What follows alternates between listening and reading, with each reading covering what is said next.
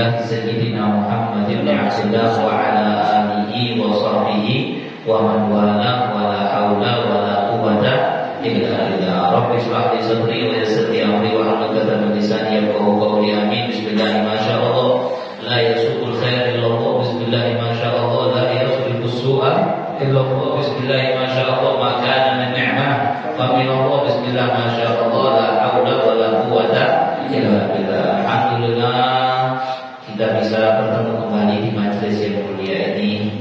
Setelah sebelumnya mohon maaf minggu lalu saya tiba-tiba menghilang, tapi alhamdulillah majelis tetap berjalan ya. Alhamdulillah saya lihat juga satu hadir juga minggu lalu, masya Allah saya memonitor dari negeri jiran. Alhamdulillah. Alhamdulillah kita bisa duduk di majelis yang mulia ini, walaupun cuacanya ini mulai tadi hujan terus, masya Allah beberapa hari terakhir ini hujannya luar biasa. Ini nikmat yang perlu kita syukur. Kemarin saya sampaikan, jangan-jangan ini gara-gara orang-orang terlalu banyak istighfar. Kenapa kok begitu? Karena masya Allah bulan Rajab yang mulia ini bulan istighfar. Di mana-mana pengajian disampaikan menghimbau jamaah untuk memperbanyak istighfar. Rupanya diamalkan sama para jamaah, ya, diamalkan oleh para jamaah. Keren. Kok mana? Ada ayat dalam Al-Quran bunyinya begini: "Faqultu astaghfiru rabbakum innahu kana ghaffara yursilis samaa'a 'alaikum midrara." Itu Allah menceritakan Nabi Nuh alaihissalam. Jadi Nabi Nuh itu ketika kaumnya bahagia ngomong terima tak belum sama Nabi Nuh dinasihati, "Hei kaumku, astaghfiru rabbakum." Kalian itu mintalah ampun, istighfarlah kepada Tuhan kalian. Innahu kana ghaffara. Allah itu Maha Pengampun. Kalau kalian minta ampunan bakal diampuni. Yursilis sama alaikum midrara. Kalau kalian minta ampunan, nanti bakal turun hujan. Dikatakan oleh sebagian ahli tafsir, turunnya hujan setelah banyaknya orang istighfar adalah salah satu tanda diterimanya istighfar tersebut. Alhamdulillah. Jadi dokter Suluam itu dan jangan protes, jangan sakit hati kalau hujan terus. Alhamdulillah. Hujan ini nikmat rahmat dari Allah Subhanahu wa ta'ala. Dan ada pun saudara-saudara kita yang niat hadir majlis pada malam hari ini karena hujan tak berangkat, kita doakan mendapatkan pahala yang sama. Yang walaupun hujan-hujan tetap berangkat dapat pahala double insyaallah. Amin ya rabbal alamin. Berapa banyak daerah yang kekurangan air? Benar apa tidak? Kekurangan air, mau mandi susah, mau masak, pokoknya boleh baju bersih pokoknya. Kita di Lawang ini dan sekitarnya nggak pernah kekurangan air. Nah dari mana air itu? Air itu dari hujan. Kalau nggak ada hujan, nggak ada air di daratan. Lalu sumber itu juga resapan air hujan. Kalau nggak ada hujan, nggak ada air. Tapi alhamdulillah ini hujan nikmat dari Allah Ta'ala, subur. Persediaan air kita sampai zaman anak cucu kita dan tenteng insyaallah. Kalau banyak istighfar, terus ditingkatkan istighfarnya, ya, terus ditingkatkan istighfarnya di bulan Rajab. Dan di bulan Rajab ini kita niat tanggul, begitu katanya para ulama. Rajab sahrul zarah. Rajab ini bulan menanam, Syaban disirami, Ramadan dipanen. Nah sekarang kalau kita nggak tandur, nanti Ramadan nggak bisa panen. Nah ini kita hadir majelis pada malam hari ini di bulan Rajab. Ini termasuk upaya tandur ini, ya, menanam kebaikan yang insya Allah taufiknya nanti bisa kita rasakan sampai kita ada di bulan Ramadan, bisa di bulan Ramadan. Mulai sekarang latihan, yang terpenting latihan apa? Latihan untuk berhenti melakukan hal-hal yang menghilangkan pahala puasa nanti ketika Ramadan, seperti bohong, riba, rasa namimah yang kemarin kita bahas, dilatih mulai di stop dari sekarang sehingga Ramadan sudah terbiasa meninggalkan itu semua. Sukses di Ramadan, sukses di akhirat. Gagal di Ramadan, gagal di akhirat. Tak balik ini spesialitas. Sebelum kita masuk ke bahasan ini, rumusnya ini: sukses di Ramadan, sukses di akhirat. Gagal di Ramadan, gagal di akhirat. Ini penentu ini. Ibarat dalam setahun itu finalnya itu Ramadan. Yang menentukan orang kalau berhasil di Ramadan, berhasil di akhirat. Gagal di Ramadan, gagal di akhirat. Berhasil itu apa? Yang berhasil khusus untuk puasa itu kamu hari, pakai laki-laki, pakai perempuan yang puasa tiap hari kecuali kalau kemudian mengerjakan sholat lima waktunya, dibanyak ibadah sunnahnya, dan kemaksiatan di bulan Ramadan. Gagal dia bagaimana? Gagal dia itu ketika dia gagal menunaikan perintah-perintah Allah di bulan Ramadan. Termasuk golongan yang gagal yang dikenal dengan bahasa Arabnya itu al-mukailuna. Sebuah mukailun, orang-orang yang mokel di bahasa Arab yang orang Arab itu tidak ngerti al-mukailuna.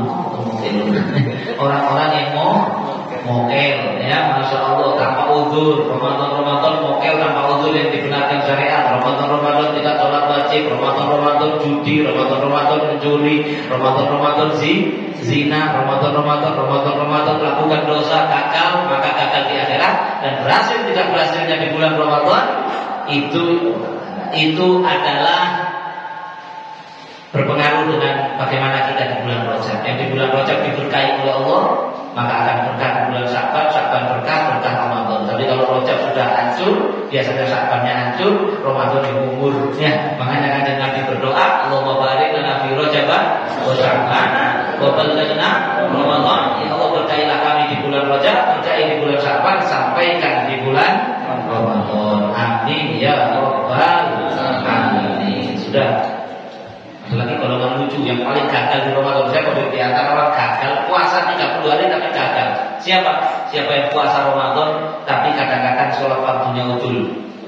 Ini pakai tunggal biasanya. Di Jepang orang begini kalau nih, masya Allah, saya puasa luar biasa pagi mulai subuh sampai maghrib nggak makan nggak minum tapi zuhur nggak sholat. Nah ini wajib untuk padahal kewajiban sholat itu di atas kewajiban puasa. Walaupun sama-sama fardu ain, wajib, tapi mana yang lebih wajib? Sholat. Banyak dalil. Di antaranya ini bulan Rajab Nabi Islam yang mau menunaikan, mau Allah mau memberikan perintah sholat kepada Rasulullah dan umatnya.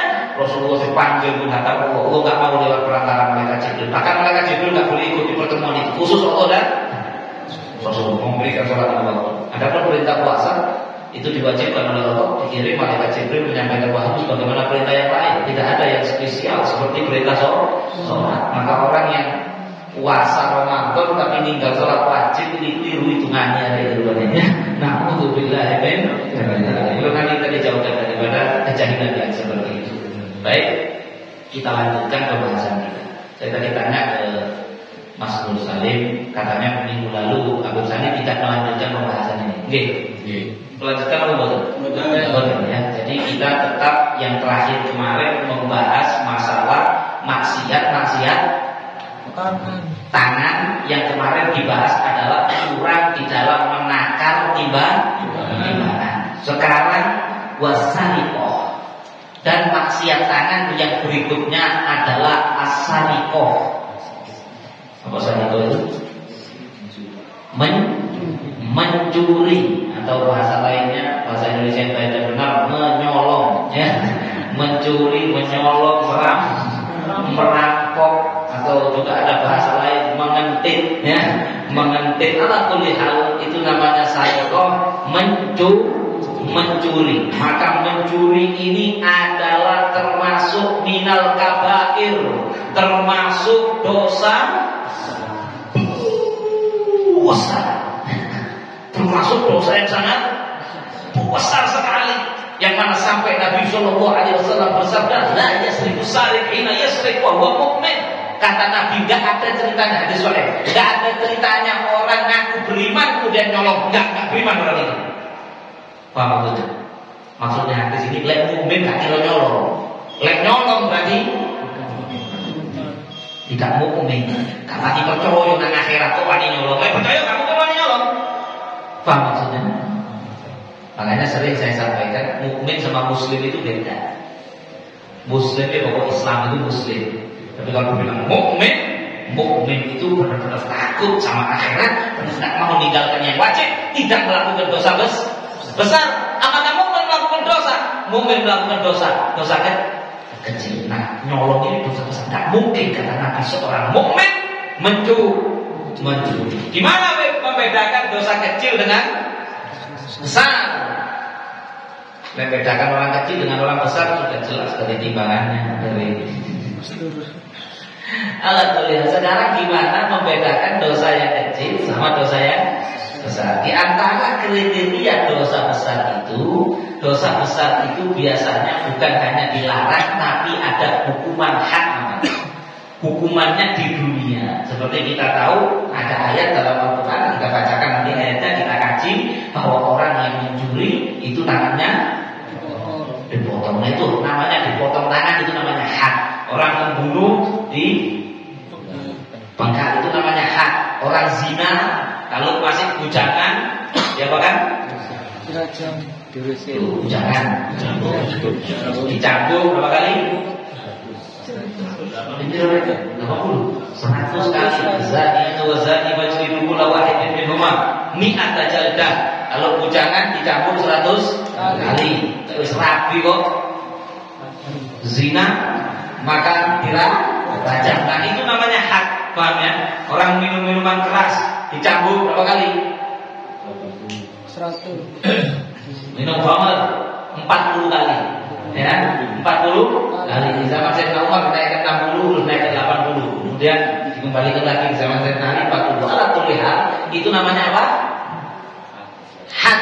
Bahasa Arabnya. Sudah mengerti? Had itu apa? Ya, untuk pizza had bukan. Had. Nah, dosa yang ada hadnya itu menandakan dosa itu minal kabair, dosa yang sangat besar yang dikatakan kabair ini dalilul kufur. Kabair itu menuntut kepada kekafiran. Orang kalau sudah melakukan dosa besar terus-menerus tidak tobat-tobat, biasanya murtad. Faqiyatubillah min dzalik. Dan murtad itu kadang-kadang tidak disadari sama dia. Murtad itu tidak harus datang ke dispenduk kemudian KTP-nya diganti dari Islam menjadi kepercayaan atau apa, tidak. Banyak orang itu kupluan putih murtad itu, orangnya kadang sarungan murtad karena asbab riddah tadi. Sebab-sebab kemurtadan itu banyak. Yang saya sampaikan termasuk ketika dia menghalalkan dosa besar murtad.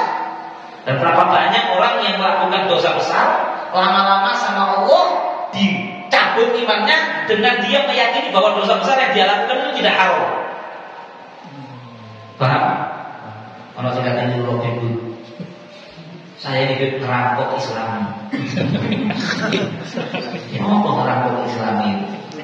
Saya bobol rumahnya orang kaya, hasilnya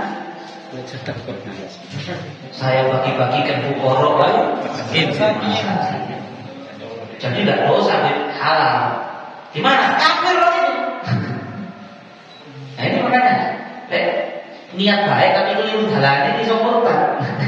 Dia murtad keluar dari Islam. Kenapa keluar dari Islam? Dia meyakini mencuri itu halal, padahal mencuri itu minal. Padahal tadi saya curi dari orang kaya. Nanti loh mengatur-ngatur dalam model itu. Itu hartanya orang kaya. Lah orang kayanya sudah zakat, kamu kan tidak tahu. Orang kayanya sudah zakat, sudah sedekah, rumahnya kamu rampok. Kamu pantas diantemi kamu itu kok pakai Robin Hood itu film. Jelas. La haula wala quwata illa billah. Kalau orang mengatakan biasanya orang minum minuman keras, kemudian pertama mabuk, roulette dosa, dibiarin nggak tobat, lama-lama sama Allah dicabut imannya dengan cara sakjane ngombe oleh kataku bobo halal murtad. Jelas ya, bukan minumnya yang membuat dia murtad, menghalalkan tadi. Nah, al-kabair, dosa besar itu biasanya menuntut kepada kekafiran. Dan mudah-mudahan kita dijauhkan oleh Allah. Dan Allah itu selalu mengatakan dalam Al-Quran, orang yang masuk surga itu adalah alladzina yastanibuna kabairul itsm. Orang yang bakal masuk surga adalah orang yang yastanibun, menjauh, bukan hanya tidak melakukan loh ya, tetapi dia alergi sekali dengan kabair, dengan dosa besar, moh temenan. Nah, termasuk dosa besar yang kita bahas pada malam hari ini adalah mencuri. Jadi dia ngolong nyolongan, dekat mandat dekat obat potongan itu perlu surga itu nyolongan. Surga mesti kan nyolongan, terus gak masuk surga. Ya, bahkan Nabi Shallallahu Alaihi Wasallam hadis yang diriwayatkan Sayyidina Abu Hurairah radhiyallahu taala anhu, Nabi pernah bersabda, la'anallahu sariq, Allah melaknat maling. Allah melaknat maling. Ingat ya artinya Arab ya. laknat itu putus cinta. Allah memutuskan kasih sayangnya kepada orang sesuatu, itu namanya laknat. Bilangnya Allah melaknat banci. Ada hadisnya, Allah al-mutasyabbihina bin nisa. Allah memutus kasih sayang. Jadi kalau orang sudah dalam keadaan statusnya terlaknat, mau melakukan baik apa bisa Allah dulu. Paham? Karena dilaknat. Jadi misalnya tadi, rampok Robin Hood, dia ngambil hartanya orang kaya, terus dia dilaknat, terus dipedot itu. Bagaimana caranya dia menyambung hubungannya sama Allah lagi? Dia harus mandek tobat dari permalingan itu tadi. Selama dia si maling, masih lagi tahajud sedih. Ubin ada maling tapi soleh. Tidak ada maling soleh. Ubin, tapi dia itu begal yang santri. Begal yang santri. Saya pernah dengar, tapi saya nggak nyebut nama. Ada satu tokoh. Waktu itu saya sama siapa? Saya kalau nggak salah ngajak anak dari sini. Pokoknya saya ceramah. Sebelum saya ada satu pembicara lain. Pembicara ini membelajar ya, saya sebut jeneng. Jadi dia ceramah menceritakan ada seorang santri itu pamit boyong sama kiainya, itu ceritanya. Ya, pamit boyong sama kiainya. Terus sama kiainya itu diwasiati gini, kalau ini boyong lah, boyong itu terus kalau cari bapak boleh, cari kiai ini menurut. Dan bapak ini maling. Kiainya nggak tahu. Kiainya nggak tahu kalau bapaknya ini maling. Ya si anak ini pokoknya wasiat kiai ngomong melok. Terus untuk profesinya ayah melok atau terus untuk profesinya ayah. Subhanallah, akhirnya maling. Dalam ceritanya pembicara yang sebelum saya, tapi subhanallah maling. Terakhirnya pokoknya hari itu masuk maling dan sholat berjamaah, ini terakhirnya tobat. Terakhir tobat, terakhir itu baru kayak nurut kan guru masih keliru. Loh, kabur nih ceramahnya kabur. Mungkin dalam hal ini kiainya nggak salah, kiai yang wasiat muridnya nggak salah karena nggak tahu, ya benar. Tapi seharusnya santri kalau pinter itu ya, kiai kabur coba kiai itu kerjaan bapakku ngerampok, kan mungkin kiai ngomong begitu. Dan dia nggak boleh jadi rampok, tapi perintahnya guru. La ta'ata li makhluqin, tidak ada ketaatan kepada makhluk untuk bermaksiat kepada Allah. Jadi saya mau tanya, kalau sampai diperintah guru sampai nyolong, sampai lakukan apa enggak? Berarti guru gendeng. Tinggalan kalau guru itu tempat, ya enggak? Guru yang membawa sampai ke surga enggak mungkin memerintahkan perbuatan yang dilarang oleh Allah Subhanahu wa taala. Anu katanya guru saya perlu bangun pondok. Nanya aku membangun, katanya warga sini membangun masjid. Saya diberitakan Habib rampok di bank buat bangun masjid, kita kotor duit bank dulu sesatnya.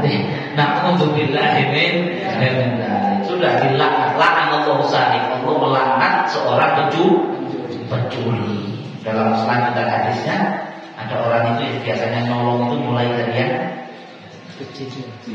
kecil, diremehkan. Nolong hadisnya nolong telur. Hadisnya itu diceritakan Allah melaknat seorang pencuri yang berawal dari meremehkan pencurian kecil, mencuri telur, kemudian dia mencuri barang yang besar sampai kemudian dia terkena hukuman potong tangan. Mudah-mudahan kita dijauhkan dari mencuri. Dan ayatnya gimana, Beb? Ayat mengenai orang yang mencuri dipotong tangan. Qala Allah Ta'ala dalam surat Al-Maidah, Allah Subhanahu wa taala berfirman, was-sariqatu faqta'u aydiyahuma jazaa'an bima kasaba nakalan minallah wallahu azizun hakim. Shadaqallahul azim. Kita tak dikit-dikit aja kita bahas tentang masalah ayat ini. Was-sariq, sesungguhnya sariq, maling laki-laki. Was-sariqatu, dan maling perempuan. Lihat ini ada sesuatu di sini. Quran itu indah kalau kalian bisa mengerti. Tadi yang ayat masalah pezina dicampur 100 kali, ayatnya ini az-zaniyatu waz-zani, pezina perempuan dan pezina laki-laki, fajridu kulla wahidin minhum mi'atal jaldah, campurlah setiap satunya 100 cambukan. Yang didahulukan az-zaniyatu, pezina perempuannya dulu. Jadi ayatnya itu az-zaniyatu, pezina perempuan dan pezina laki-laki, campurlah setiap orang 100 ahli. Tapi dalam ayat mencuri, asariku wasariqatu, pencuri laki-laki dan pencuri perempuan didahulukan lelaki dulu. Apa maksudnya? Ini artinya beda. Artinya orang zina itu lebih jelek yang perempuan dari yang laki. Paham? Zina itu seharusnya yang dosanya lebih besar itu yang perempuan, yang laki besar juga. Kenapa? Perempuan yang seharusnya menjaga diri, yang seharusnya pemalu, tapi dia mau zina dengan lelaki yang bukan suaminya, itu lebih jelek. Makanya didahulukan azaniyatu. Sedangkan dalam urusan mencuri, yang lebih jelek itu maling laki daripada maling perempuan. Kenapa? Karena laki-laki itu tenaganya kuat, bisa nguli, bisa buka, ya udah, ya, sombengilnya, masya Allah, bisa kerja ini, kerja itu, sehingga kalau lanang konyol, nyolong, dosanya lebih besar. Maka disebutkan oleh Allah, asaliku, pencuri laki terlebih dahulu, wasariqatu, dan pencuri perempuan, faqtu aydiyahuma, maka potonglah tangan daripada keduanya, yakni laki-laki, pencuri laki-laki maupun pencuri perempuan, yang mana jazaan di makasab nakalan min Allah, yang mana sebagai balasan daripada apa yang mereka lakukan dalam urusan nyolong. Wallahu azizun hakim. Allah itu maha bijaksana, aziz, maha mulia, dan maha bijaksana. Ada satu orang dulu baca ayat ini keliru dibaca ayat yang terakhir, wallahu ghafurur rahim, padahal ayat yang betul wallahu azizun hakim. Dibaca sore ini, saya juga sore keliru gitu. Karena memang ayat Quran itu, ya kan? Bacakan nanti azizun hakim, ghafurur rahim, sehingga kadang-kadang walik-walik. Ya, ada satu orang baca ke ayat ini, sampai wallahu azizun hakim, dia keliru bacanya wallahu ghafurur rahim. Ada satu orang Badui dengar, dia bilang, ini bukan dari Allah, dari Allah Badui. Yang kamu baca bukan dari Allah, itu nggak tepat kata-katanya. Kok minta dia Badui, kok ini apa Quran? Enggak, aku kan ayat Quran, tapi jelas itu Quran. Loh kenapa? Lah mosok mari Allah mengatakan pencuri laki-laki, pencuri perempuan, potonglah tangannya. Terus setelah itu sungguhnya Allah Maha Pengampun. Maafin kan cocok. Ini Gus Joko lagi keren ini ya. Gus Joko lagi keren mengancam orang yang mencuri. Gak mungkin akhirnya Ghafurur Rahim. Akhirnya sing ditegurkan ditelok. Temenan keliru tiba-tiba. Azizun Hakim, nah cocok banget itu dibaca. Wallahu azizun hakim. Nah ini Quran jadi buat dia. Gimana dia nggak ngerti ikut Quran itu sendiri, tapi dia bisa tahu kata-katanya apa ya, kata-kata subhanallah. Lihat indahnya Al-Quran. Nah ini masalah potong tangan ini jadi pembahasan nggak mari-mari biasanya. Iya benar. Maksud saya itu, betul itu tidak sesuai dengan hak asasi manusia. Betul kejam motornya itu, hati-hati dulu. Ini bisa asbab ridah juga. Orang yang mengatakan ini kejam, malah masa menolong diketok tangan. Itu protes sama siapa? Saya mau tanya, kalau dia protes sama Allah, pantaslah seorang hamba itu protes sama Allah. Dan berarti kan orang yang mengingkari kewajiban memotong tangan ini bisa murtad. Hati-hati. Lebih apa kita harus menerapkan? Enggak. Yang harus menerapkan itu pihak berkuasa. Jelas. Yang terbebani untuk menerapkan ini adalah pihak berkuasa. Ya, kalau di Indonesia sendiri ya pemerintah. Jadi kalau misalnya ada orang nyolong kok tangannya tidak dipotong, yang dosa bukan kita, jelas. Jadi mana kan ada menguasakan dari rakyatnya gitu saya tahu. Alhamdulillah pakai tanggung jawab. Lalu lihat mereka yang dibebani untuk melakukan ini, sedangkan masyarakat tidak boleh main hakim sendiri. Ada maling tangannya dipotong, boleh tidak? Tidak boleh. Ngawur itu. Pernah saya dapat video diri saya, ya dapat video. Jadi ada maling di kebun itu di Malaysia itu. Sama masyarakat dipegang, kemudian ini hukum tangannya belum, petok tangannya apa ini? Lalu maju betul sampai kehabisan darah, tahu apa ceritanya?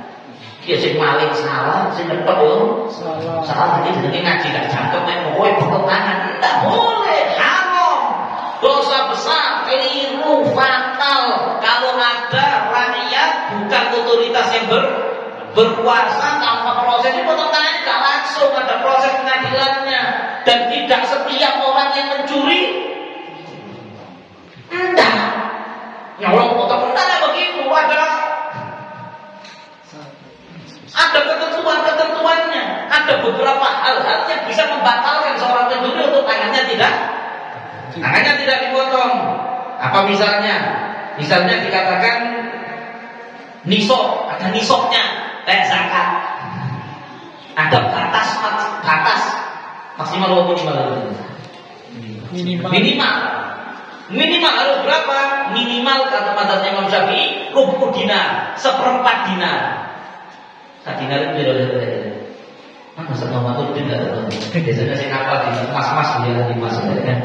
1 dinar itu kurang lebih mungkin 3 juta sekian. Terus sekarang mungkin mendekati 4 juta. Anggaplah 4 juta. Berarti 1/4-nya itu berapa? 1 juta. Ya kan, kalau misalnya 4 juta, ya kan, 1/4-nya berarti 1 juta. Nah, dalam hukum Islam, pencuri itu baru dipotong tangannya kalau dia mencuri 1 juta ke atas. Kalau 1 juta ke bawah, tidak. Ya, di qauli Nabi Shallallahu Alaihi Wasallam, karena Nabi pernah bersabda, la tuqta yadu sari illa bi rubi dinar fasaidan. Tidak dipotong tangannya pencuri, tidak boleh penguasa hakim menjatuhkan hukum potong tangan kepada pencuri kecuali pencuri itu mencuri nominalnya 1/4 dinar atau atasnya lebih. Kalau cuma nyolong problem tidak bisa. Jelas? Kalau misalnya mencuri 500.000, kalau memang hitungannya dari 1 juta misalnya, maka belum bisa. Nanti endongan ya kan dipotong. Ya, bahkan kemudian ada ketentuan lagi bahwasanya orang yang mencuri itu tadi, kalau misalnya mencuri buah yang gelantung di pohon, itu tidak bisa dipotong tangannya. Oh, ini syariat. Ya, tidak boleh hakim menjatuhkan hukum potong tangan untuk orang yang nyuri buah di pohon, buah-buahan tidak boleh. Kecuali kalau buah di gudang, ada apel di gudang, satrep, kemudian dibobol sama dia, dirampok pakai truk. Nah, ini lain lagi ceritanya. Ya, ceritanya lain. Kemudian seorang budak kalau mencuri uang tuannya, maka tidak dipotong tangannya. Kemudian seorang ayah kalau mencuri uang anaknya, seorang istri mencuri uang suaminya, kemudian dalam syariat itu akan ditimbang. Nanti orang ini mencuri karena apa? Nah, itu ditimbangkan. Jadi nggak asal, jangan dianggap hukum Islam itu tercolong, tidak ada begitu. Ya, dipertimbangkan. Kamu ini mencuri kenapa? Kalau misalnya saya mencuri kepepet karena saya ini harus bayar biaya rumah sakit istri saya, ya, saya nggak punya uang, kemudian dia nyolong, haram. Tapi apakah dipotong tangannya? Lebih dari 1 juta. Tapi dia karena kepepet membayar rumah sakit istrinya, enggak dipotong. Jelas? Bahkan apa kata Nabi Shallallahu Alaihi Wasallam? Idrul hudu bisubuhati mastata'tum. Kata Nabi, batalkanlah hudud hatta ini, hukum potong tangan, cambuk, batalkanlah hukumannya kalau di situ ada keraguan. Jelas? Ragu-ragu ini layak dipotong apa enggak? Maka hakim harus memutuskan tidak boleh dipotong. Lihat indahnya Islam. Jangan dipikir Islam itu karena ada hukum potong tangan kemudian wajib enggak. Bahkan Nabi mengatakan idrul hudud, batalkanlah hukuman hudud dengan keraguan. Ya kalau ini ragu, dimasukin untuk pepet jadi bayar rumah sakit itu turunnya sampai cemas saya tolong di mana? Udah dipotong tangan, udah harus dibatalkan ini. Nah, kemudian sahabat itu yang tangannya dalam syariat itu dianjurkan untuk pemerintah memotongnya, yaitu orang tadi, 1, dia mencuri di atas nisab, 2, bukan karena kepepet tapi karena kurang ajar. Banyak kan? Bayangkan saja, kalau dibilang masa syariat Islam itu kok kejam, tangannya orang diketok, kok seakan bisa diketok tangannya, kok kamu nggak mikir kasihan dengan korban yang dicuri sama dia? Kok kamu bedanya maling? Kamu gimana? Ini orang-orang dari dunia barat biasanya banyak yang mengkritik hukum Islam. Ada begini, apa syariat kok ada Quran itu kok keren kok ada. Ada potong tangan kok horor sekali Al-Quran itu kejam sekali padahal dia nggak melihat berapa ayat di Quran yang mengajarkan kasih sayang. Dan sesungguhnya masalah potong tangan ini juga kasih sayang. Kasih sayang kepada siapa? Kasih sayang kepada masyarakat biar tidak banyak yang jadi korban pencurian.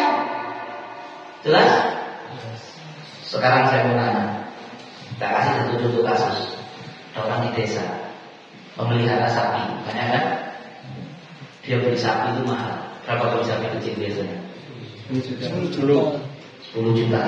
Itu uang 10 juta itu tidak gampang dia dapatkan susah Pak ya. Terus beli sapi dengan harapan sapi ini nanti kalau besar bisa utuh, bisa buat mantu, bisa ya, buat nanti kalau nikahkan anaknya. Ada yang punya harapan buat umroh, buat haji. Kemudian dia setiap pagi habis sholat subuh berangkat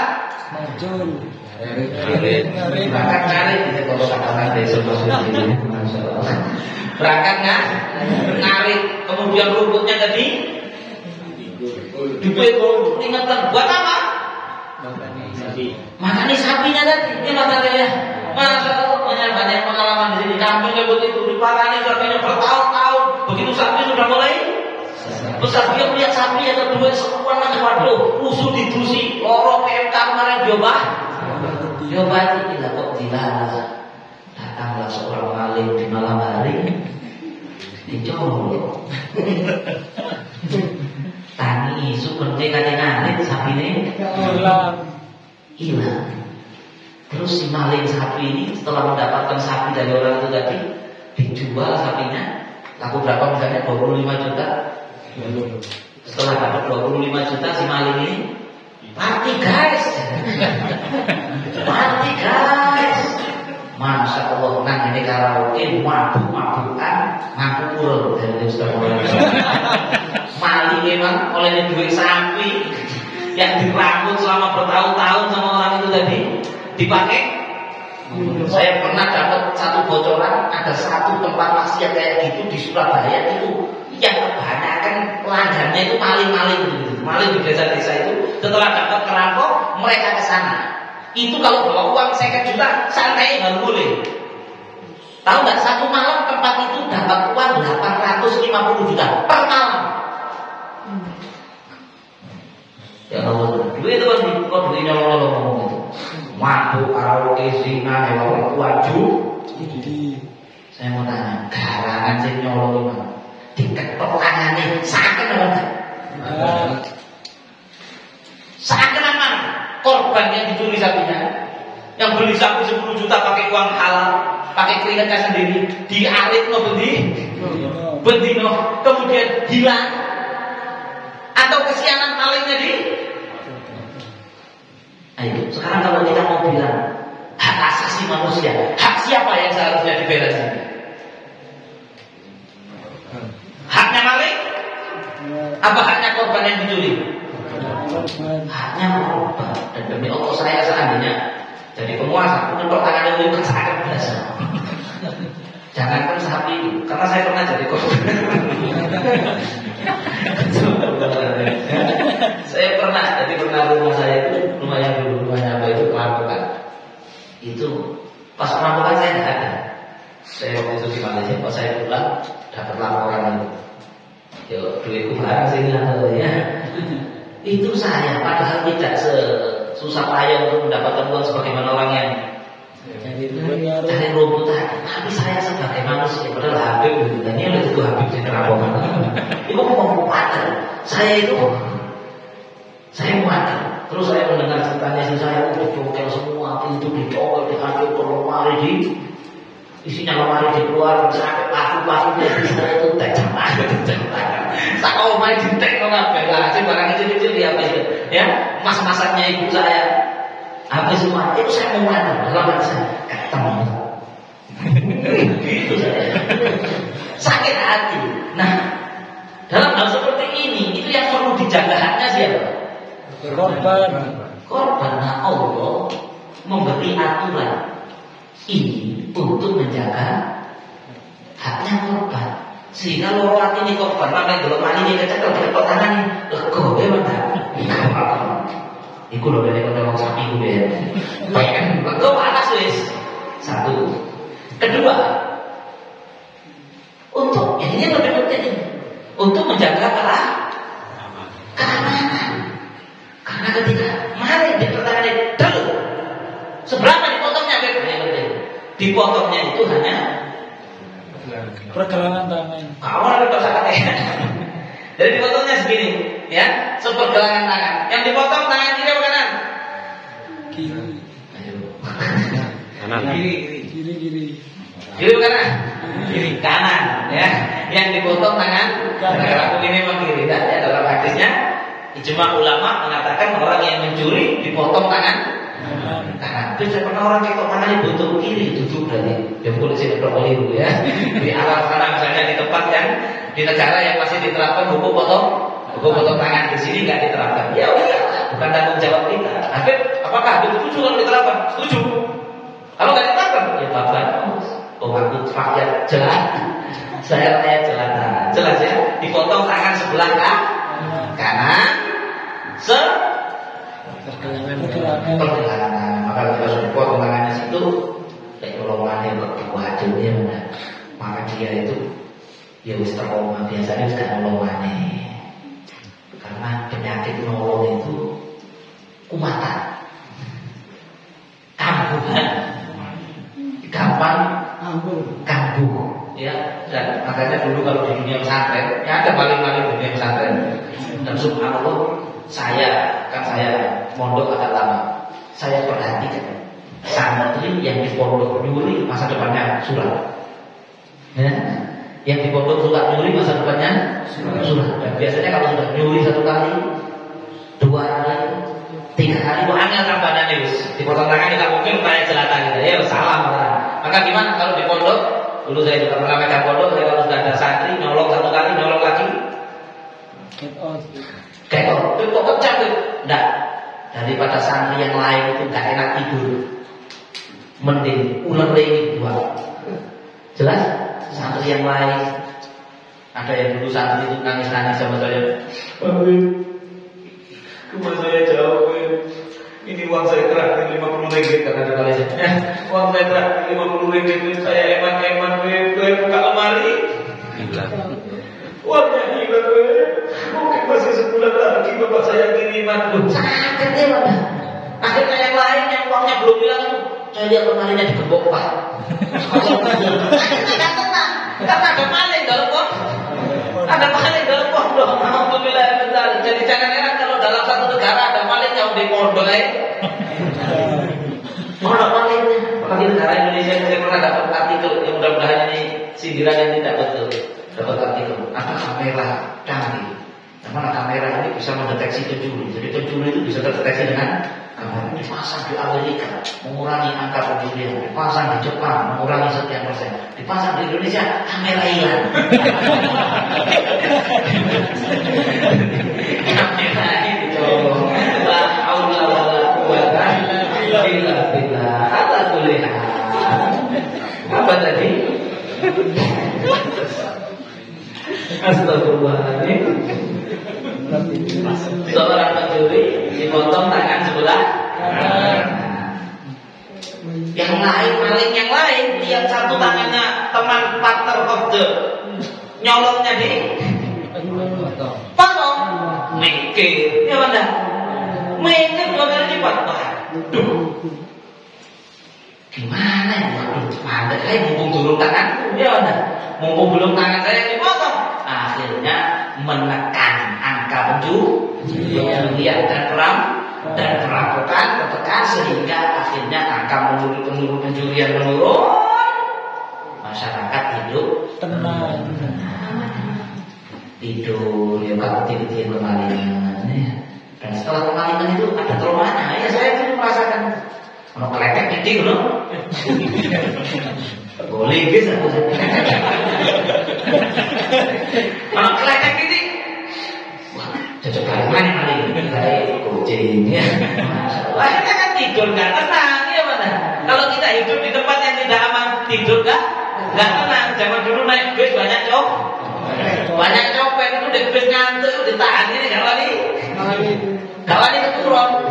Kenapa? Kalau tiduran takut dicopet, HP-nya dipegang. Hol lah kayak maling. Hol dulu. Banyak kali harus oleh wani nol. Itu tadi maling saya kenekanan ya. Lah udah wala kuwata illa billah. Ada jenazah. Dulu saya masih ingat ada satu habaib, ada Habib Muhammad bin Syahab, ada rahmatullah di Malang. Mungkin Ustaz Bisri waktu saya berbual saya itu waktu ngantar jenazah. Lalu Habib, masya Allah itu kan yang ngantar. Wah, itu ada maling-maling yang mengambil kesempatan. Jadi dia itu kalau kamu dibingung dibaik. Kebetulan salah satu korbannya itu sepupu saya. Saya punya sepupu yang kebetulan sepupu saya dari Surabaya dia pakai levis, celana levis. Pakai tahu. Jika dia tahu kantornya blok-blok itu seamblas sampai dia roto-roto. Ya, karena dia pakai levis kan sempit tak? Maka anginnya itu sini kan dimasukkan. Tangannya keras sepupu saya. Pegang itu dia bilang sama saya, tapi kita mantap itu ya mas. Jenazah ini lain, kita cuma keliru doang. Kontrol aja uang. Ada orang lain. Apa ini tadi? Ketika paling dewasa akhirnya sekarang saya kalau hadir call kantor jenazah yang besar-besaran, saya nggak tenang. HP itu saya, karena kemarin waktu saya bicara umroh sama Haji Selamat atau Soleh Wasallam, saya mau tawaf itu besar-besaran kadang ikut dimaling. Saya nggak tahu apa, karena dulu saya nggak pernah bilang, pernah tahu. Orang tawaf nyuri, jadi pakai cadar nyuri ketangkap dibuka tangan. Subhanallah, maling dengan Ka'bah.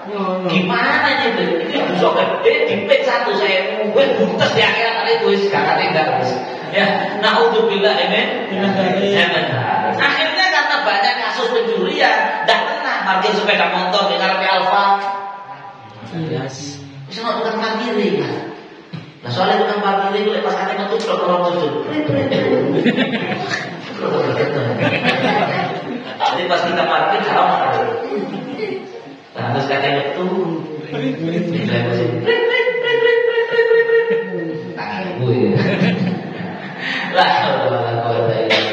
parkir sepeda di pasar gak tenang, parkir motor di rumah itu gak tenang karena habis kejadian tetangganya dibobol, akhirnya motornya hilang, ya benar. Akhirnya besok itu boleh motornya emek, saya bibis loh, bobol masih hilang, masih awalnya juga jangan sih, tapi motornya bagus, akhirnya gak tenang karena banyak kasus pencurian. Nah, hukum potong tangan ini dari Allah kalau diterapkan akan membuat efek trauma dan jerah kepada pencuri sehingga bisa menurun angka pencurian. Dan terbukti banyak tempat yang diterapkan syariat masalah potong tangan ini lebih aman. Ya, seperti di Hadramut itu, sepeda itu kalau diparkir itu kuncinya nggak ada jatuh. Ya coba saya terapkan di sini, insya Allah sama. Ya, tidak ada yang nyuri. Ya, tidak ada yang nyuri. Saya pernah ada satu kakak namanya Umar. Kenapa tidak? Saya pernah. Ini walaupun tidak 100%. Itu ada satu orang ngomong sama saya, mengatakan tempatnya dia. Ya, misalkan, ya, katanya saya puji lah. Di sini orangnya baik-baik. Dia bilang, oh ya.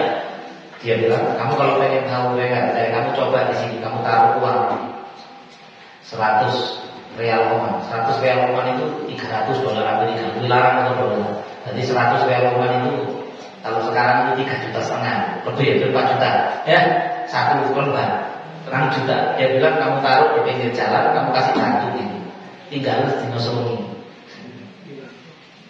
Gak mungkin hilang katanya dia. Bukan ada coba sih.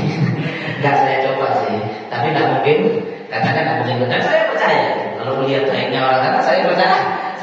Nah, kalau orang itu takut sama Allah, kalau takut sama Allah itu diambil hukuman, kapan nyolong, akhirnya enak. Saya pakai lagi dari kunci, ya tenang. Kita pergi tinggalkan istri dan harta di rumah, tenang. Nah itulah tujuan hikmah, paham ya? Daripada diadakannya aturan perkembangan ini.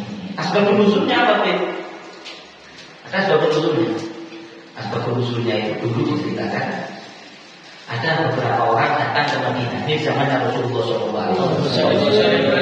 Orang datang ke Madinah, kemudian orang ini sampai di Madinah, beberapa orang ini sakit karena nggak cocok sama cuacanya Madinah. Karena Madinah itu waktu itu musim dingin. Jadi di Madinah itu kalau musim dingin, kering itu biasanya nggak ada lorong-lorong. Nah, tapi kalau kita kemarin selamat, kita kemarin tidak karena hujan. Kalau hujan lembab, jadi dinginnya enak. Tapi kalau hujan tidak apa, dingin nggak ada hujan, maka di Madinah itu dinginnya kering, biasanya bibir pecah-pecah. Terus ada orang yang nggak terbiasa dengan hawa itu sakit. Maka waktu itu ada orang datang di zamannya Rasulullah SAW datang ke Madinah gara-gara hawa dingin sakit-sakitan. Kemudian sama Nabi disuruh pergi ke satu peternakan unta miliknya sahabat. Ada sahabat punya peternakan unta yang mana Nabi bilang kalian tidurlah di peternakan unta punya bulan ini. Kemudian idhabu wasrobu min abwaniha wa albaniha. Kata Nabi, minumlah kencingnya unta yang ada di peternakan itu, wa albaniha dicampur sama susunya. Jadi susunya unta dicampur sama kencingnya. Ini hadis sahih. Hati-hati. Saya juga ketemu orang yang bukan hanya mempermasalahkan, yang menertawakan, membuat hadis ini menjadi tertawaan. Oh ini untung tidak obat mobil untung ajaran. Nah, ada hadis sahih. Ini hadis sahih. Nabi memerintahkan orang itu berobat dengan minum kencingnya unta. Terus dah hukum minum kencingnya unta itu gimana? Ya halal, Nabi dulu kok. Nabi itu sumber hukum, jelas ya. Jadi kalau Nabi menyuruh, itu haram. Kalau ada orang zaman sekarang mengharamkan kencingnya unta, itu sesat dan menyesatkan. Bagaimana? Kalau ada orang yang mengatakan kencing unta hukumnya haram, sesat. Ijma ulama, tidak ada yang mempertikaikan ini. Madzhab Hanafi, Maliki, Syafi'i, Hambali, semuanya sepakat minum kencing unta itu hukumnya. Ya, karena ulama-ulama itu kan dari mana sih? Imam-imam itu. Ya, dari hadis itu tadi. Jelas halal sampai sekarang. Itu tapi saya nggak doyan. Urusan sampai tak doyan, nggak wajib minum. Ya, nggak wajib minum. Ulama itu saya nggak wajib doyan, walaupun sehat. Tapi apakah saya mengatakan temulawak itu haram? Tidak. Temulawak halal. Sebagaimana kencingnya orang halal. Dan ketika subhanallah, ketika ada orang yang bilang kencing itu kan bakteri, gini. Ada satu dokter di Timur Tengah meneliti kencingnya unta, satu-satunya kencing yang tidak mengandung bakteri bahaya. Di kencingnya unta banyak bakteri yang manfaat untuk kesehatan. Padahal kata Nabi dulu nggak meneliti, bahkan hadis ini yang dulunya ditertawakan oleh orang Barat itu loh juga nabinya orang Islam. Nabi, kosong Nabi nyuruh orang minum kencing diguyu-guyu. Akhirnya ada dokter di Timur Tengah merasa ide, kok aneh ya. Akhirnya dia ngambil kencing unta, diteliti di laboratorium, terkejut dia. Wow, ternyata kanjeng Nabi itu luar biasa. Malah jadi salah satu bukti kebenaran Islam. Ini bagi orang anti-Islam senjata makan Tuhan namanya. Senjata makan Tuhan. Awalnya mau menjatuhkan Islam, setelah diteliti menunjukkan Islam itu benar. Karena di zaman Rasulullah belum ada mikroskop untuk meneliti bakteri tidak ada. Tetapi Nabi sudah bisa tahu kalau itu bermanfaat untuk kesehatan. Bukan lah najis. Tangan sopo sih para kencingnya bukan najis. Kalau najis tidak boleh diminum berarti tidak suci dan halal. Lebih masuk kencing. Kalau kata Imam Syafi'i, hadis ini mengkhususkan hanya kencing unta yang halal. Kencing hewan yang lain, kencing yang suci, kencing hewan yang lain najis. Jelas? Itu mazhab kita, mazhab Syafi'i. Adapun di mazhab Malik dikatakan hadis ini menjadi sumber hukum bahwa setiap kencing dan kotoran dari hewan yang dagingnya halal dimakan suci. Saya ulang sekali lagi ya. Dalam mazhab Maliki, hadis ini menjadi Imam Malik bin Anas berpendapat bahwasanya semua kencing dan kotoran hewan yang dagingnya halal dimakan seperti unta, kambing, sapi, ayam, bebek, ini masalah ini ya. Bebek, maka kata Imam Malik kotorannya dan kencingnya suci. Dalam mazhab Maliki, dalam mazhab kita Syafi'i najis. Understand? Yes. Dalam mazhab Syafi'i kencingnya bebek najis, kotorannya bebek najis, kencingnya burung dara najis dalam mazhab Syafi'i, kencingnya unta dalam mazhab Syafi'i suci. Karena hadis ini kalau menurut Imam Syafi'i khusus untuk kencingnya unta, menurut Imam Malik untuk seluruh hewan yang dagingnya boleh dimakan. Sudah itu perbedaan antara dua imam atau dua imam. Mana yang benar, mana yang salah? Benar kabeh. Kita ikut yang mana? Karena mazhab kita Syafi'i, kita ikut yang mazhab Syafi'i. Kecuali kalau yang keadaannya itu menjadi sangat susah kalau ikut kaulnya ini mazhab Syafi'i, terpaksa ikut mazhab Imam dalam hal ini dalam kata-kata tertentu diperbolehkan. Alhamdulillah. Balik ke cerita. Maka jangan sampai ikut-ikutan orang yang menertawakan, oh ini kan minum kencing unta. Ada orang minum kencing unta, wah itu omongan aku yang nggak ngerti. Jelas ya. Kembali ke cerita tadi. Belum saya tutup. Jadi orang tadi sama Nabi disuruh peternakan untanya satu sahabat, kemudian dia disuruh minum kencingnya unta dicampur susu.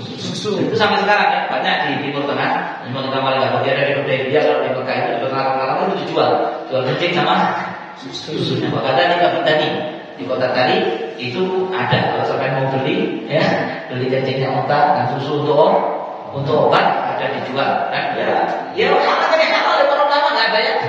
Mungkin masalah kan jadi nggak ngerti keminter nyala-nyala ilmunya. Ulama tasawuf ilmu alim qala ikaru. Orang itu semakin luas ilmunya, semakin sedikit mengingkari sesuatu, menyalahkan sesuatu yang dia nggak ngerti, kecuali sesuatu yang memang salah. Itu kembali ke cerita. Akhirnya orang itu pun ke peternakan kurma, peternakan unta. Biasanya itu di luar kota, jadi kotanya di sini. Biasanya orang ternak unta itu agak keluar di tengah-tengah padang pasir di kota-kota sampai sekarang ya. Mungkin kemarin waktu kita ngobrol sama Mas Adam dan Kecil Selamat di perjalanan kita akan lihat ada di tengah padang pasir ada unta ditutupi pagar kota kayak gitu. Tidur di tempat-tempat seperti itu. Alhamdulillah. Setelah minum susu unta sama kencingnya unta tadi, subhanallah, orang-orang ini sembuh. Ketika sembuh seger, dia melihat unta yang begitu banyak, dia baru masuk Islam orang-orang ini murtad lagi dan kemudian merampok unta itu. Kemudian pemilik peternakan dan pegawai-pegawainya yang umat Islam semuanya sahabatnya Nabi, pegawai-pegawai di peternakan itu dan pemiliknya dibunuh. Jadi dirampok, dibunuh karena untanya mau dicuri, dirampok dibawa lari. Orang berdua sampai ada salah satu makanya sahabat itu dicongkel sama malingnya. Jadi kurang ajar, tak kolong sama Nabi dititipkan di situ biar berobat, sudah sembuh nyolong aja. Ketika mencuri unta kan lari. Singkat cerita dikejar oleh para sahabat, ditangkap. Alhamdulillah tertangkap. Nah ketika ditangkap, saking emosinya waktu itu, singkat cerita dijatuhkan hukuman mati sampai dibunuh dan ada yang mengatakan digantung di tiang kayu di pelaku-pelaku ini tadi. Maka Allah Subhanahu Wa Taala membenarkan perbuatannya Nabi Muhammad itu karena terjadi gocakan itu. Nabi kok tiba-tiba melakukan ini hukuman begini, maka turunlah ayat ini tadi di surat Al-Maidah yang ayatnya itu pertamanya Allah Subhanahu Wa Taala berfirman, innama jazaa'ul ladzina yuharibuna wa rasulahu, sesungguhnya balasan bagi orang-orang yang melawan menentang Allah dan Rasulnya, wa yas'auna fil ardi fasada, dan mereka membuat kerusakan di atas muka bumi. Ini kerusakan. Sudah aman-aman orang ternak unta aman, adem ayamnya mana? Udah dirusak, dibunuh orangnya, dirampok orangnya, merusak. Maka kata Allah, maka balasan mereka ayyuqaddalu au yusallabu, maka balasan mereka itu dihukum mati. Bahkan seandainya disalib tidak salah, kata Allah Subhanahu Wa Taala. Ya, kemudian dipotong tangannya dan juga kakinya dikhilafin secara silang ataupun dia itu yunfauna minal ardh, diasingkan di satu tempat, dzalika lahum khizyun fil hayatid dunya, itu adalah kehinaan untuk mereka di kehidupan dunia, walau fil akhirati adzabun azim, dan di akhirat akan mendapatkan siksa yang lebih dahsyat. Illa maka kecuali tobat, panjang ceritanya kalau tobat. Nah ini adalah asbabun nuzul. Lanjutannya itu dari wasari itu sah. Deretan di surat Al-Maidah, ayat peristiwa itu menjadi asbabun nuzul. Jadi kok dibunuh? Soalnya dia nyuri sama guru, paham? Begal sampai mati, maka tidak dipotong tangan saja, tapi dibunuh karena membunuh. Tapi yang nyolong dong, ya tidak boleh dibunuh. Makanya gimana orang yang main hakim sendiri kemudian membakar maling sampai mati, ya itu tidak boleh. Main hakim sendiri motong aja haram. Apalagi sampai bunuh, dan dia nyuri, dia pun seharusnya kalau secara hukum Islam diadili secara adil, dia itu nggak sampai dibunuh. Kok kamu main yang membunuh orang kampung yang ngeroyok itu sampai mati, dosa semuanya. Na'udzubillahi min dzalik. Kemudian terakhir Nabi Shallallahu Alaihi Wasallam sering mendengar ini. Oh tadi saya sampaikan lupa, kalau dalam hukum Islam itu kalau sudah dipotong tangan kanan, terus kok nyuri lagi, dipotong apa? Nah, bukan dipotong tangan kiri, dipotong kaki sebelah kiri. Jadi kalau habis potong tangan kanan, nyolong lagi, dipotong kaki sebelah kiri. Ini saya bukan karang hadisnya ya. Karena siapa yang mencuri, nyolong tangan kanan sepergelangan, habis itu nyolong lagi, dipotong kaki sebelah kiri. Kalau nyolong lagi,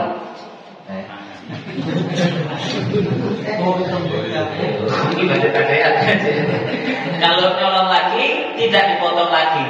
Lihat, Islam itu ada aturan yang ini. Waktu itu ada kasus kayak gini di zaman Sayyidina Ali.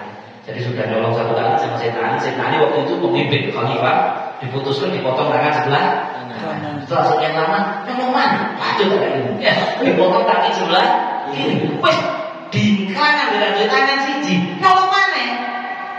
Kata Sayyidina Ali, saya malu menghadap Allah. Kalau saya potong lagi, nanti dia ini makan pakai apa, jalannya di mana? Akhirnya dihukum di penjara.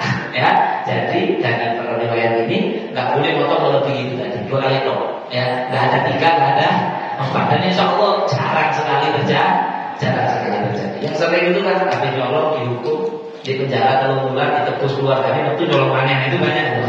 Karena efek jerahnya kurang. Ya, kadang-kadang saya habis nyolong masuk itu nyang-nyangan. Nah ini adalah pencuri yang subur. Lah malingnya itu berpenghasilan 1 bulan itu 500 juta. Sekali kecekel ngetok 1 juta, ya gak masalah. Paham maksudnya? Ya walaupun saya bilang petugas yang mau dibayar ini oknum nggak semua, tapi ya ada ya tentu akeh politik harus disimpulkan sendiri. Ya. Alat melihat nebus 200 juta, metu nyolong mana lah dia bisa menghasilkan 1 bulan 1 miliar. Inilah yang menyebabkan hasilnya pencurian itu terus keaman-aman. Ya kadang-kadang ini ada yang pernah datang sama saya, habis saat itu orang itu dikepung polisi itu ini gimana caranya bebaskan? Orangnya yang mau menang. Iya, kenapa kok tidak ada maling? Cek dihukumi wabuk, saya bilang gitu.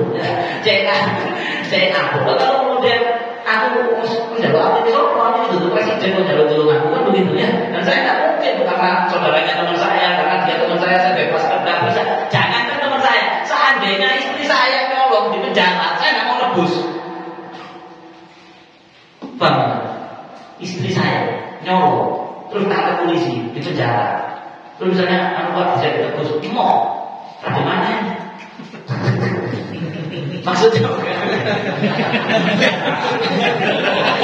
ada yang jahit kalau seperti ini maksudnya bukan begitu. Maksudnya jangan ke teman, istri kalau nyolong salah. Kita harus membenci orang-orang yang berbuat kriminal, membenci perbuatan kriminalnya, seakan sama korbannya. Bukan kalau pelakunya ini teman, kemudian kita belani karena teman, tidak boleh. Kita harus bersikap adil. Bahkan ketika kita sering dengar hadis ini, ada satu perempuan, anaknya bangsawan dari Bani Makhzum, nyolong, terbukti, dan sudah mencapai nisab, intinya memenuhi syarat untuk dipotong tangan. Maka Rasulullah waktu itu sebagai penguasa Nabi memutuskan sesuai hukumnya Allah untuk perempuan itu dipotong tangan. Nah keluarganya si perempuan ini berusaha gimana caranya biar Gak dipotong.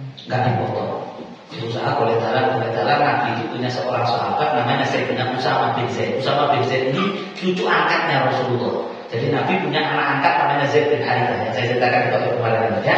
Zaid bin Harithah. Zaid punya anak namanya Usama. Nah, Nabi itu cinta ke Usama bin Zaid kayak cinta ke cucunya. Bahkan Usama ini pernah ditugaskan memimpin perang oleh Nabi, usianya masih remaja. Suruh memimpin sahabat-sahabat Abu Bakar, Umar, suruh di belakang komandonya Usama bin Zaid. Nah, keluarga si perempuan ini sowan ke Sayyidina Usama bin Zaid, jaluk tolong. Itu sama. Biasanya Nabi kalau dia dengan yang ngomong nggak bisa ngomong.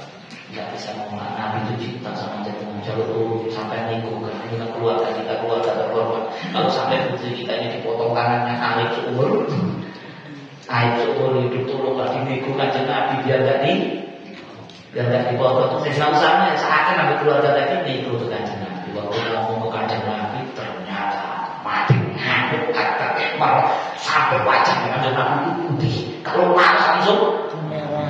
Nabi marah, wajahnya merah. Sambil Nabi mengatakan jangan orang itu. Seandainya saja Fatimah bintu Muhammad, putri kesayangan saya, Fatimah bintu Muhammad, Salimah nyolong, lah potong dia dah, saya potong sendiri tangannya. Ini namanya boleh bahasa hukumnya ini. Sakok. Apa? Oh, justice apa sih ini?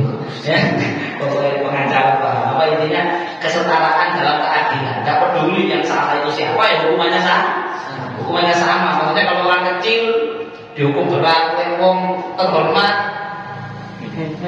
diefekno. Ya kalau orang kecil nyolong, masa Allah dicecek, kasan dalam seret-seret ya udah. Ya, begitu. Kalau koruptor nyolong 1 triliun, itu maksudnya diseret-seret nyolong 1.000. Nyolong 1 triliun, waduh, tekan di pengadilan itu seperti wangi. Saya nonton itu, ini kan ada. Akhirnya hukumannya ya beda, selnya beda. Ya, ini saya masih ini, ya, masya Allah. Tapi ini bisa melencer ya dulu, kayu tambunan dulu ya. Lah, Allah wala quwata illa billah, tidak terulang lagi. Nah ini namanya nggak ada Nabi, nggak mau begitu.